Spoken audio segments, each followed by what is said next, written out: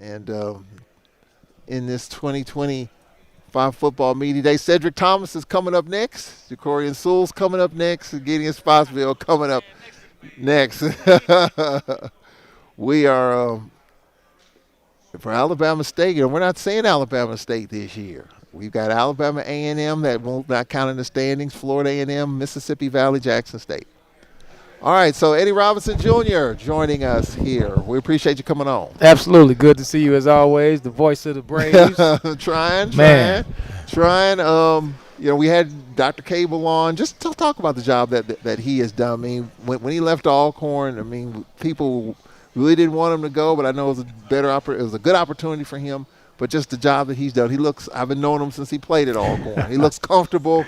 And I understand he's doing a really good job, and I think you would probably concur with that. Yeah, great job. I mean, Cyrus Russ is there also, and that's the deputy director, and he's an Alcornite also. And I think the combination of the two, but it's definitely under leadership of Dr. Cable. Him and I talk all the time, and he pushes me to be great. He's a demanding boss, but you want that in this profession. And I think his commitment to athletics, commitment to winning, and commitment to the football team winning in particular, man, couldn't have had a better AD.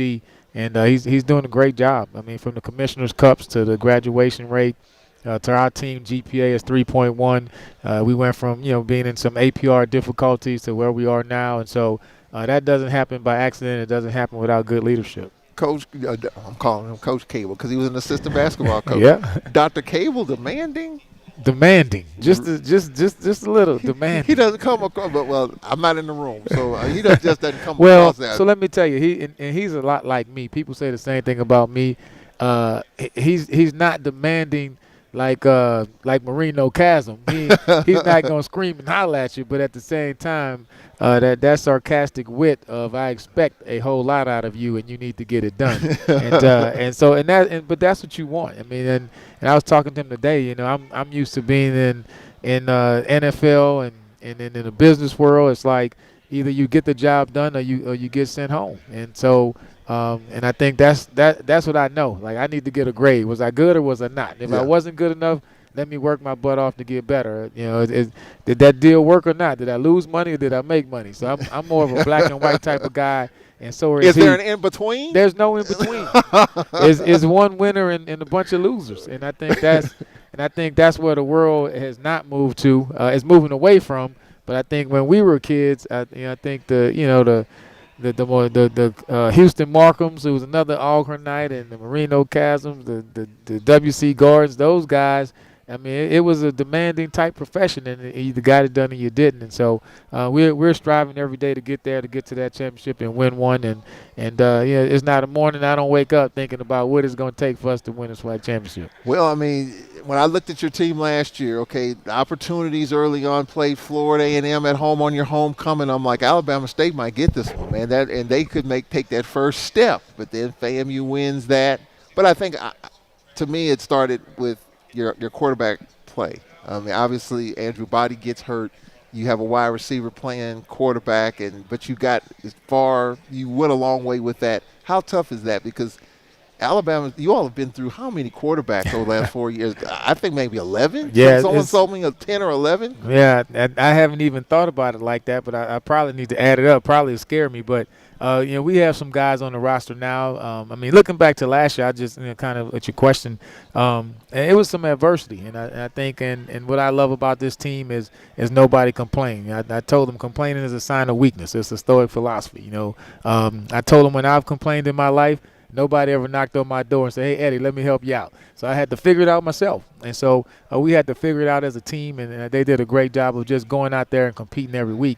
And so we're taking that same philosophy to this year, because there's going to be some things that's going to happen that we can't control, some adversity that's going to come forward. But that's when you got to have who are you as a man? Can you get it done? Because in real life, you may lose your job. Your car may break down. Something may happen, but your kids and your wife going to expect that new dress and that baby doll at the end of the day. So we talk a lot of real life situations, and football is a microcosm of life. If you can win at this game of football, you win at the game of life. Well, and despite all that, you had a chance. Yeah. You had Jackson State at home. Yeah. And FAMU loses. The door was left open for you where you could have controlled the Eastern Division. Yeah, absolutely. And I think going the week before into Grambling, we lost the field, missed on a field goal, a 15-yard. A lot of things happened before that we could have done to win that game, but those 2 weeks were tough. But after those 2 tough weeks, man, of losing to Grambling by 2 points and then barely losing to Jackson at home on the safety at the end of the game, and we came back and was able to beat Prairie View, 9-6, and then win the last game against Tuskegee, finishing 7-5. So it just shows the testament to the people in the room. And so now, we've taken a couple punches, so now we got to deliver some punches. So, and I think that's what this team is. That's the mentality. And we want to be tough, physical, and violent in everything we do. And I love the attitude, love the guys that we have. So we're itching and ready to go. And but I would say this: the conference is just getting better and better. You look at bringing in some championship coaches and Coach Sam Shade and Tremaine, and those guys are going to come here expecting to win. And Buckley with the NFL experience, and we both were drafted the same year in '92, so I know about him really good. And so on our side, and in the West, I mean, the conference just keeps getting better and better. So like they say, it's rough in the SWAC. You got to go out there and compete every week. Well, someone told me you had mentioned for Alabama State football, I'd rather win 6-5 than 36-35. Well, and that was the Prairie View game. We won 9-6. Yeah, but it was a beautiful game. Man, I love coaching that game because every play is crucial. And to me, I mean, those games where you go in there, people talk about the pressure of being a head coach. That's what you live for. It's like you love being in those pressure situations where you got to make an adjustment at halftime so we can win. And those are the games that you go to bed at night, you're exhausted, but it felt great. And yeah, you may win some games where it get out of hand and that type, but who wants to show up to a game where even if we play horrible, we're still gonna win by 30? That's not football. That's not life. So the part of it going into a pressurized game where every decision is gonna impact it. I mean, that's my thrill rush. That's what I do. I don't race sport cars. I don't ride motorcycles. I coach football. That's my excitement. You know what I'm saying? Yeah. Well, that's that's an interesting concept and interesting way of looking at it.